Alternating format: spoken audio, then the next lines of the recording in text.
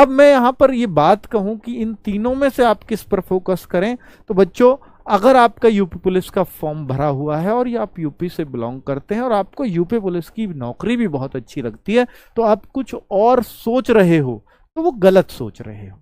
क्योंकि फिर ये पता है कि भर्ती क्लियर होनी है, ये नहीं पता एग्जाम कब होगा, मान लिया, पर ये तो पता है कि अगले 6 महीने 8 महीने 10 महीने साल में हो तो जाना ही है, भर्ती भी क्लियर हो जानी है, तो फिर कोई डाउट ही नहीं है। तो भाई इस पे आप अपना फोकस लगाए रखें और फोकस्ड रहें। बीच में आरपीएफ आ गया, आरपीएफ की तरफ चला जाता हूं, बीच में एसएससी जीडी आ गया, उसकी तरफ चला जाता हूं, इसलिए हम रह जाते हैं क्योंकि हम फोकस्ड नहीं हैं। हम जो हमारा देखो, मुझे आपको भी पता है कि भैया एसएससी जीडी में और आरपीएफ में दोनों में सिलेक्शन लेना यूपी पुलिस के मुकाबले मुश्किल होगा। तो आपका फोकस यूपी पुलिस से नहीं हटना चाहिए। मैं ये नहीं कह रहा कि आप इनके एग्जाम ही मत दीजिए, एग्जाम जरूर देना, 100% देना ही चाहिए, पर इसकी तैयारी करते हुए, इसका फोकस करते हुए इन एग्जाम को भी जरूर दीजिए। क्या आप math reasoning GS UP police के लिए नहीं पढ़ रहे हैं? जी जरूर पढ़ रहे हैं, तो आरपीएफ कवर हो गया ना बच्चे। क्या आप math reasoning GS Hindi UP police के लिए नहीं पढ़ रहे हैं? तो एसएससी जीडी भी कवर हो गया ना बच्चों।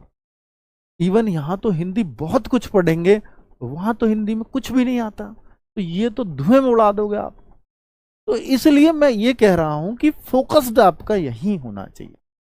आप कहीं और फोकस्ड हैं तो आपकी गलती है, फिर आप बेरोजगार रहोगे और उसके जिम्मेदार सिर्फ आप हो।